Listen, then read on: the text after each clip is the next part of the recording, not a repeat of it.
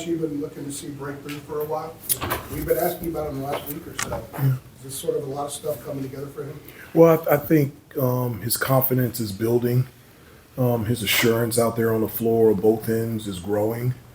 We had talked about defensively over the last 3 or 4 games his ability to block and to alter shots and rebound the basketball and being able to do it consistently. And then from an offensive standpoint, him being able to finish around the basket, hit a couple mid-range shots. I wanted him to hit that three at the top of the key, but he stepped up and made some free throws, and it's his first career double-double. And what a time for that to happen here on the road. And another reason that I'm happy is all of them are, but I'm just in particular speaking about Jay Wash. Like he's waited his turn, and he has such a burning desire to please his teammates, please his coaches. Like he really wants to do well, and to see him being celebrated in the locker room amongst his teammates was something that I'll remember for the rest of my life. As far as the overall growth of the team goes, this time we go, Elliott hits the big shot, hits the free throw. Today, Jay Wash gets the dunk and then the block. How big is it that some different guys are now stepping up in those moments when you guys weren't closing some of these out before? Well, I would prefer not to be in those situations. I'm just being honest with you. But it is nice to see different people step up on both ends of the floor for us in late game situations. And that's been a real key for us, whether it's, Jay Wash today made the game-winning basket and the game-winning stop. And so you talked about Elliott and Ian in the second half was spectacular offensively. We just got to do a better job from a defensive standpoint. They shot 60% from the field in the second half. We gave them 16 offensive rebounds. That's just not sustainable, and we can't live on that. And so the growth for us is to put two halves together defensively and rebounding. Then I feel like we're in a really good spot.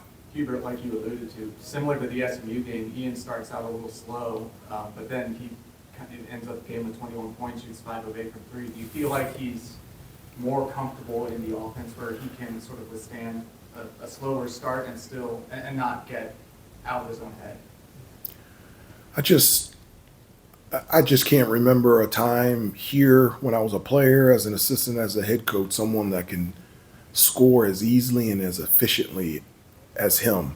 If somebody did not give me the stat sheet, there's no way that I would have said he scored 21 points. I thought he had maybe 11 or 13, but his versatility of being able to score, he made 5 threes, but he can score in transition. He can go one-on-one. He didn't get to the free throw line, but that's something that he does really well. So his ability out there just to be able to make plays and score the basket has been a huge benefit for us over the last month.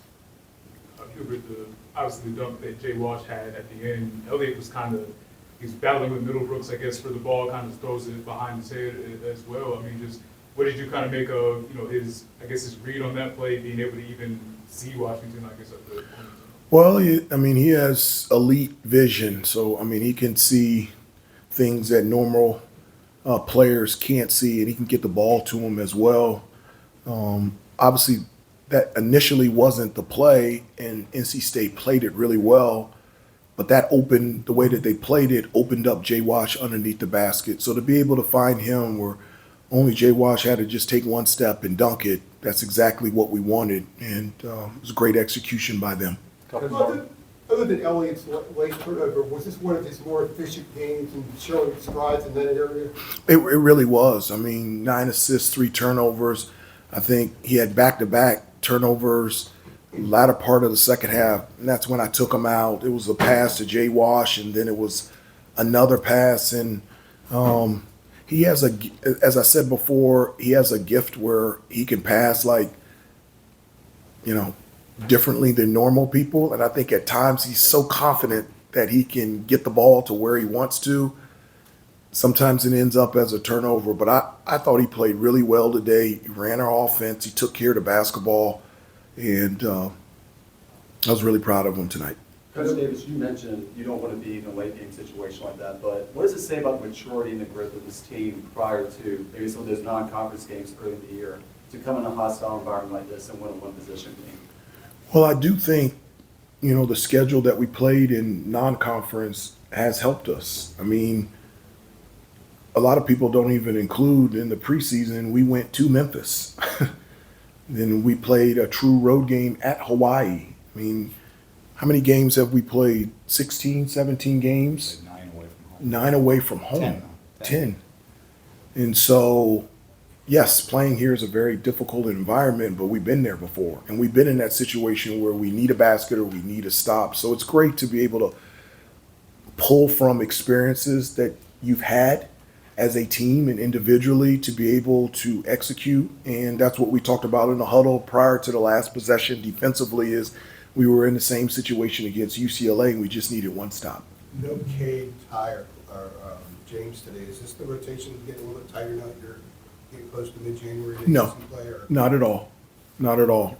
For us to be the best team that we need to become, when you talked about different people have stepped up, Cade's going to step up, JB's going to step up.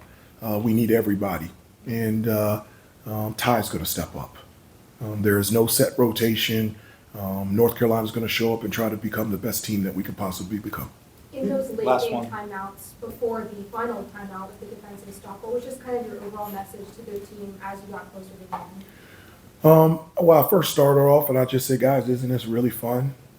Just kind of loosen them up a little bit because it is just basketball. And so just to get them to understand that this is a privilege to be in this type of situation. These are things that you think about and remember for the rest of your life. And the reason why I can say that is because I remember them from a player. And then we just talked about what we need to do in order to execute and that things that they've been told, things they've been taught, and things that they're obviously talented enough to do. And then let's go out there and do it. And just one, joke around with them so they can just not get nervous. And then number two, give them the confidence that they can step up and get it done.